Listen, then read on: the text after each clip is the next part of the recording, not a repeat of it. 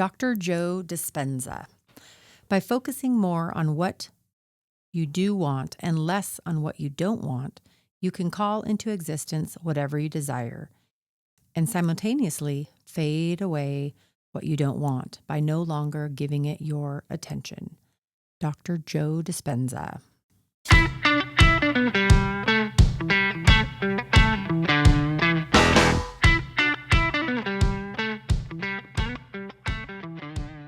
What's up, everybody? This is Darren and Jessica coming live.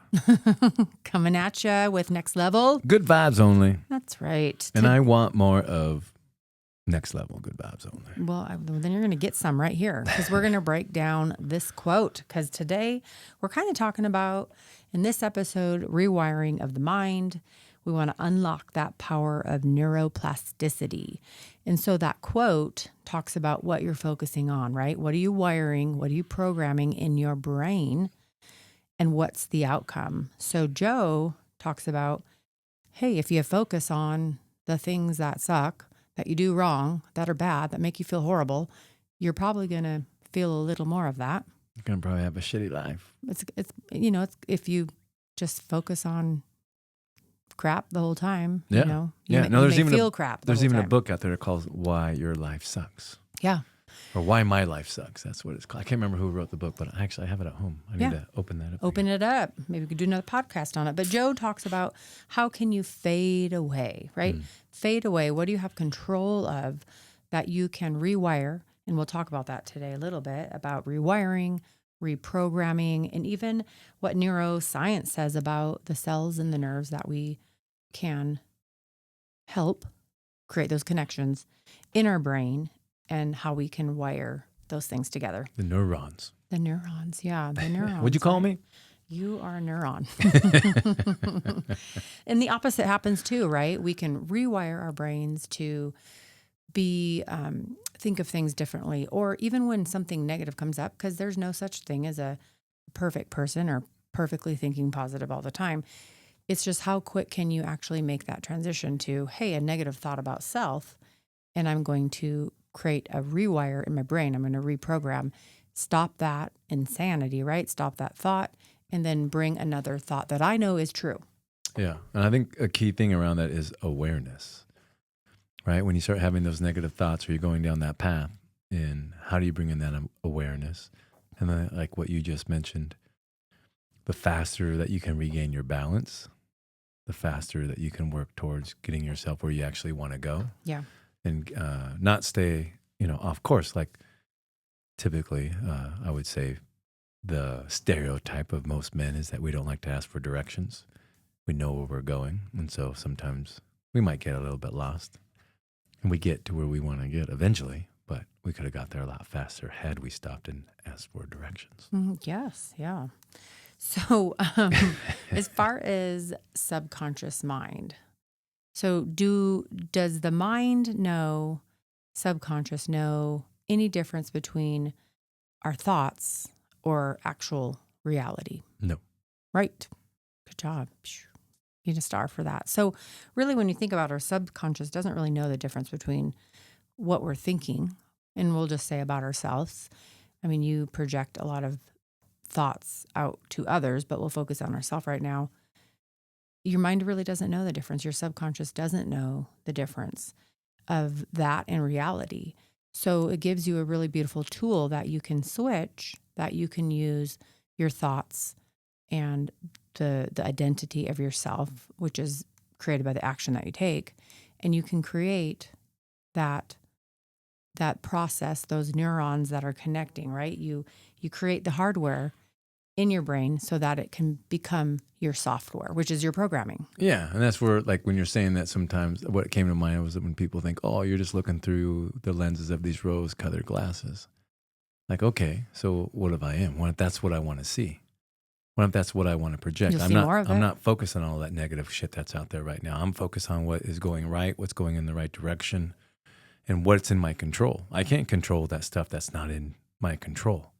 That stuff that's happening on the outside, those if I have my rose-colored glasses off right now, those things that are going on in that outside world, that what can I do about those things, right? There's nothing I can do about those things, but what I can do is control my thoughts, my actions, what direction I want to move in, and move myself closer to that. And so there again, creating my own, again, aspect of life or direction of life or where I want to go. Again, my own reality and where do I want to live? That's right. I think it's a good, when people do make those comments of, oh, I'm not positive all the time, or I'm not looking through rose-colored glasses, or I'm being unrealistic, or you don't need to be positive all the time. Again, it's a choice that you're making. Like you said, it's in your control. And why wouldn't I choose to see the good in myself and others, even when crap goes wrong, right? Even when crap goes wrong, we all know a door shuts, another door opens. These are just opportunities that are knocking on your door, but it just happened to shut the door in the meantime. Yeah.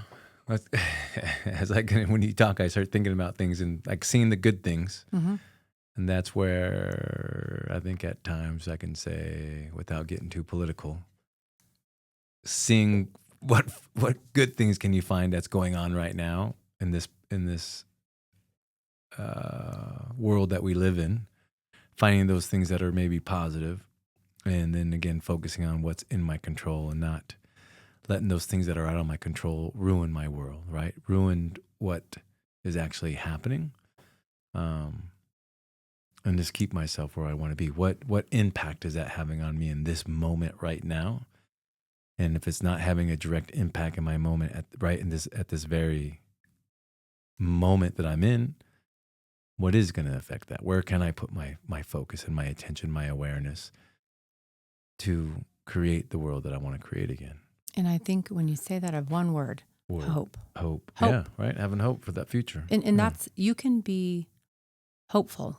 It doesn't mean that nothing's ever going to go wrong. Right. But if you can believe that tomorrow is going to be better than today, or next week's going to be better than today, you will create that disentanglement from your old programming. It will create like, okay, the more that you practice hope and the more that you are even using the visualization or taking yourself and calming your body so that you can work on, being disconnected from all the craziness out there. If you're constantly looking at media, you're going to have a really hard time disentangling yourself and have hope, because it's doom and gloom. It's very doom and gloom. Yes, you might get cat videos and dog videos and all those things like that. But if you can make the choice to step back, reset yourself so that you don't have all of those crazy things going on, then you actually can have hope. But I think of hope like tomorrow can be better. Tomorrow can be better. Doesn't mean that isn't that what Viktor Frankl in the concentration camps, he's like, tomorrow can be better. He didn't set a date that, this is when I'm going to be freed. Yeah. But he just knew that tomorrow can be better. Yeah. He had hope. Yeah. And without hope, there's despair, right? Suffering. Yeah. That bridge, right, between hope and despair. Where I think also going in that was like, what opportunities, what do we get to learn right now with everything that's going on? I think that's a big thing that our world, our community, our where we're living in this place is, what are our opportunities to learn right now? How do we make sure we don't repeat what is going on? If we can see a lot of things that aren't going in the right directions, awesome. Let's focus on those. And how do we not repeat those? Those things that are going in the right directions, awesome. How do we keep that boat going in the right direction? How do we keep moving, but not just get focused on the negative stuff and moving in the direction and creating our own world, creating that subconscious mind, what direction we want to go in, right? That's what we've talked about a little bit with the whole reality, Oculus and all that stuff. When you have those reality goggles on and your brain doesn't know, right? That I think studies have been shown in those Oculus glasses, like if you're hanging off a cliff, like you kind of feel like you're hanging off a cliff, like your brain doesn't know the difference, even though you have these goggles on, that you're not actually sitting on a cliff, but your brain is not seeing that. Your brain is not interpreting that. It's reacting to it. And that's where I think in life too is where when you start with breathing and meditation and really slowing the process down and living in this moment and being present, you get to create that, because that's the only moment we have right now, right? Is being in the present. We don't really know what the future is going to bring us, because the future is always uncertain. But what I do know is by the train of thought or my mind process is the direction that I'm moving in, the things that I'm working on, my process, my systems, will help me create that future that I am going after. Yeah. Yeah. So how do we what have we learned? What have we experienced? And what have we read? What does science say? What does philosophers say in regards to understanding and being able to create more positive programming? And one of the things I read is said 95% of our behaviors and beliefs come from subconscious programming. And that was from Joe Dispenza. Mm. And he talked about by the age of 35, you have repeated the same types of behaviors and beliefs and emotions that we're so anchored to in the past that we find a very large cord that's connected to those things, right? We have this subconscious, unconscious like connection to some event that happened to us in the past. And it's an anchor. I like the word anchor because it holds us down from like moving on from it. And he does talk about that, by the age 35, all these beliefs and behaviors and emotions and experiences have molded you for the person that you are. And so how do you change that, right? It's repetition, right? It's acknowledging maybe your childhood in the past, but it's repetition and changing your identity and shaping these patterns that you want to change. And we know that's created by action, right? Yeah. Identity is you will believe something by the action that you take, not about how you feel and all those things that we've talked about a million times before. But Maxwell Maltz says you cannot outperform your self-image. Yeah. And that if you continue to rewire, Say that again. you cannot outperform your self-image. Yeah, that's super important. I mean, that's why I think it deserved to be repeated because, again, it's what you think of yourself. That's how you're leading your life. Whatever it is that you think of yourself, that's exactly where you are, right? That's what you're putting yourself. If you think you're not good enough for this job, if you think you're not good enough for this relationship, if you think you're not good enough to do this workout, that's where you're going to be. But it's in the other sense, can I get through this? Am I capable? What can I learn from this? If we go at this, everything with a learning opportunity, that learning mindset, coming at this from saying, look, I'm not perfect. I know, I don't have all the answers, but I'm willing to go out there and look for those answers. I'm willing to go out there and challenge myself to possibly become a better version of myself than who I was yesterday. And that's kind of what a big thing when I coach with individuals that I always just, our goal is can we be better than we were yesterday? And how do we do that? We get to replay what we just did today. At the end of the day, you do that after actions report. What went well? What could be better? What am I going to work on tomorrow? And you might probably bring in this a little bit later, but talking about those neurons that wire together or neurons that fire together. Wire together, right? Yeah. And the opposite of that. Yeah, totally right? opposite. Breaking that connection. So Yeah. I like what you said about that. I think that's an important statement. Yeah. So when we talk about neuroplasticity, like the inaction, right? It's your brain's ability to change through focused attention, emotion, and repetition, as I kind of mentioned a little bit before. But Joe Dispenza talks about in his one of his books, he talks about that we have two selves. We have self one and self two. And self one is the conscious thinking mind, right? Thinking all the time, right? We kind of, maybe somebody's an overthinker. Maybe they're, they have anxiety or they're stressing out or something like that. I tend to overthink when it comes to something that's big and grand and important to me.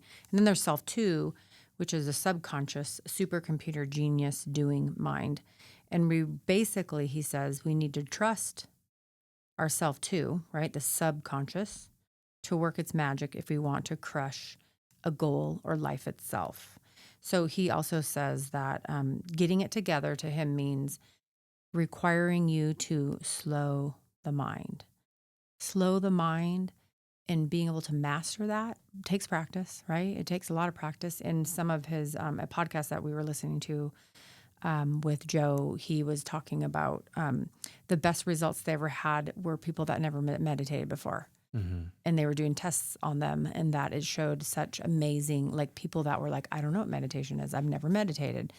So it's quieting the mind, which is less thinking, less planning, less calculating, less judging, less worrying, and all the things that we have, fear, regret, all of those things, those emotions that we connect ourselves to from our past experience, and we let the mind get loud. So how do we quiet the mind? Doesn't mean you need to be silent. We recognize a thought and we let it go, right?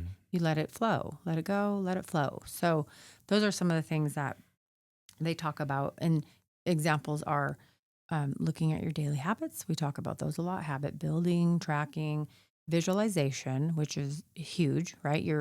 Your mind is creating a visualization. And again, like Darren said, nerve cells that fire together, wire together. So you're creating this visualization in your mind, and your mind doesn't know if it's real or not. So if you're thinking of doom and gloom constantly and these outcomes of these horrible things that are going to happen, what in the heck do you think is going to happen when that decision is made, comes to you, and you have to make the decision? What kind of response do you think you're going to actually have as an outcome? Yeah. So I think it's very interesting that there's a lot of research around visualization, meditation, but it does, we always know that it creates action. But if you visualize, like if you have a meeting or if you have an event and you're visualizing, literally you're stepping onto the course, you're running this event, you're seeing yourself cross the finish line with a smile on your face, that creates beautiful experiences for you, endorphins. It creates these wiring together in your neurons that it's possible. This might be your reality. Yeah, I think it's the same sense not in the same sense, but you can kind of relate it to where when you have a dream and you wake up, you're like, oh my God, that was so vivid. It was so real. Yeah. Like, what's going on? That was created in your mind. And so I think it's in the same sense going into this ability of practice, of meditation, learning to quiet your mind, slow down those thoughts so that they're not just running ragged, that you can possibly stop that judgment of that, what you might have of yourself during that time. And this is where I think listening to a guided meditation that somebody's walking you through the process, to where if you just listen and work on your breathing, it can allow yourself to flow and you're not thinking about anything else as you're listening, especially when they ask for like, repeat these words or this positive affirmations and repeat this to yourself, to where you are building yourself up. Because think about the opposite about the things that you say to yourself versus I am capable of doing these things and I am willing, and all these things, that the direction wherever you want to go into, versus the opposite of, oh, I can't do this, or I'm not capable of doing that, or I suck, or this or that, where we talk to ourselves in this negative way. And what do we end up believing? We end up believing that negative self-talk. We think that we're not capable. We think that we're not worthy. We think that we're not whatever it is, the story that you're telling yourself. But how can you reverse that? How can you go into this meditative state, work on this visualization? And this is something that I'm working on for my future, as we'll have a podcast on this in our future event podcast coming up, of something that I'm working on for 2026, that I'm working on creating my own visualization meditation that I will be listening to in the morning to set my tone for the day, to have my mindset focus on the work that I want to do and create that day. But then also in the evening, I'm going to have the same very visual guided meditation that I'm going to create for myself on the after actions report, on about how did I do and how did I show up, so I can really start creating the visualization of me doing this job, of me already acting in this role and me doing it already. Yeah. And it's all going to be through the power of meditation and through my mind, my mindset. So that visualization, affirmation, and that's some of those action items definitely that we want to make sure when we're wrapping up today that we're reminding you that there's so many ways to do these things. It's not just one absolute way. You don't have to sit there and be silent and meditate. You can be guided. You can create your own. I mean, it'd be really great if we could create maybe a template with affirmations and you fill in the blank type thing, where people can kind of do that, where they are recording their own voice. Like, how powerful is that? That you're creating a recording of your own voice. That's your subconscious and conscious coming together, that analytical mind and your subconscious, where it comes together and it's hearing your voice. It knows your voice. Yeah, I think that's something we can create a template on our YouTube page eventually, and we can maybe draft that out with the questions that you would ask yourself, and then you get to fill in the blanks. Yeah. And then we can do a demo of what that would look like. Yeah. Right there. And then those that are inspired to do so can go out and do so. Yeah. So see yourself doing it. Believe that you are doing it. Not saying again that you're not going to have a thought that pops into your head about, doubt or anything like that, but work through that feeling. You don't have to bury it under a rug. You can identify with it and you can say hello. I mean, literally you can talk to yourself within your mind and just acknowledge that it's there, be aware, and then create your intention and say thank you for bringing this matter up to me, and this is how I'm going to respond. Yeah. And again, like what you said, recognize there's going to be challenges. There's always going to be challenges. There's no easy button. There's always going to be work. There's always going to be obstacles that are going to come in the way. And I would say some of those obstacles that actually present themselves to you, especially in the very beginning, I believe they're there as a test to see how bad do you want it. I hear there's a lot of times like there's obstacles that get put up in front of people like, oh, that's a sign for me not to do this.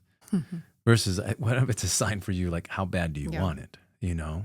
Do you really want to go after this goal right now? I'm gonna test you right now. I'm gonna put the very easiest, simplest obstacle in front of you. Again, this is life. This is the universe testing you.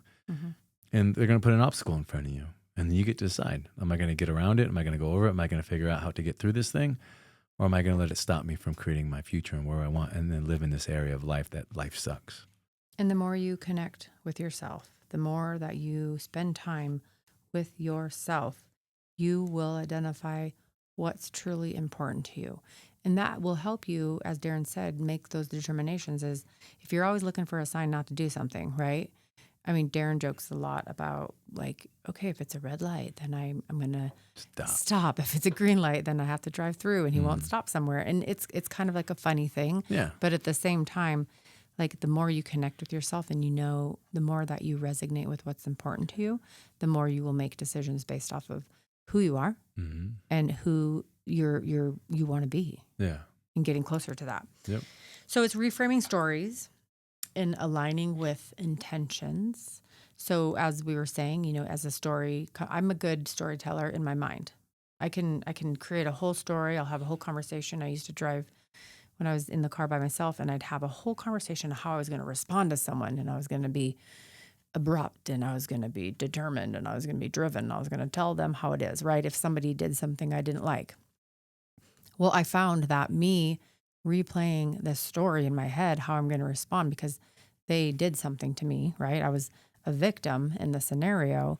Then I would literally spend my whole car ride driving down the road and talking how I was going to respond to that person. Like, you're not going to do that to me. And I'd come up with these really snazzy ways of responding to someone.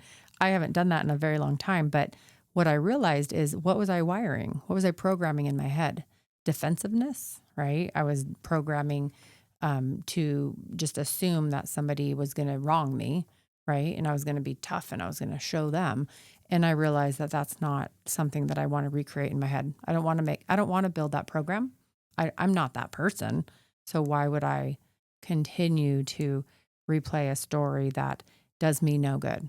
It serves me nothing. There is no service to having a response ready to show somebody, So I thought that was interesting. And once I recognized that years ago, I was like, that's not actually where I want to sit. So now, sometimes, not always, when I'm in the car, I'll talk to myself out loud as if I'm like on stage, or that I'm getting like an award, or that, somebody's saying something great about me and I'm being grateful and gracious. So those are things that if you catch yourself, try to de-entangle on some of that programming, reframe your story, and think of something else that you can actually replace with gratitude of yourself or somebody else. So yeah, kind of reminds me of the book, The Four Agreements, where Don Miguel Ruiz talks about, one of the agreements is don't make assumptions. Because when you start making those assumptions and you're making things up in your head that aren't even probably factual, but it's just your version, your reality, what you're putting into a story.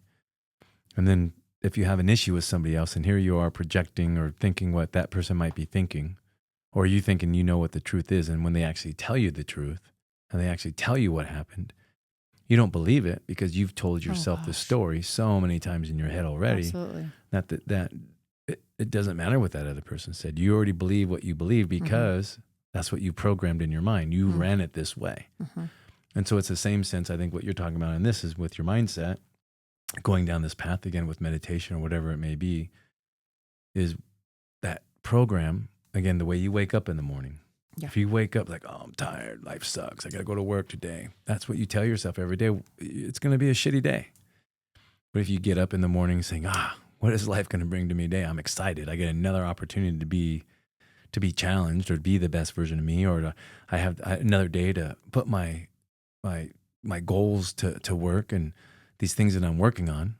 It's going to project your day. It's going to help start your day in a more positive manner. Yep. I really work on when I get up in the morning now is I sit at the edge of the bed, smile, just welcoming the new day, welcoming that I woke up, welcoming that whatever type of sleep that I got. We wear the Oura ring. I don't worry whatever my score is. Obviously, I'm looking for the crowns, but if I don't get the crowns, I don't let it ruin my day. I just think, what could I have done different? One thing that I'm doing different right now that I've noticed a huge difference, so I'm just sharing this for you all. Maybe this would be a takeaway. Kiwi. Add two kiwis. Try two kiwis an hour before you go to bed. It's high in serotonin. And what I've noticed is I am staying asleep longer, where my Oura ring would show during the night I'd be awake for an hour to an hour and a half. Since I started doing two kiwis an hour before bed, it's under an hour of my awake time. Little tip there. So as a recap today with our rewiring our mind, just unlocking our potential constantly, right? How do we do that? We know that our brain is changeable.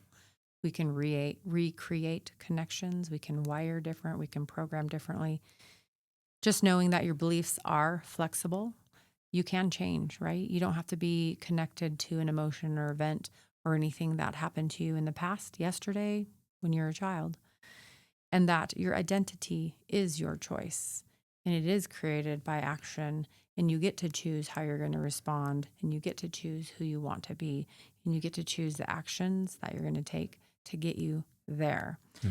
So there's the rewiring, the reframing, and the reinforcement that we talk about quite a bit in some of our podcasts. And as Darren mentioned, let's get out there. And if you feel inspired to do so, record yourself, maybe for 1 minute, giving yourself some gratitude, talking about who you are and your identity and what you're going to do. And try to use your statements of I am, I may, things that are current at this moment in time.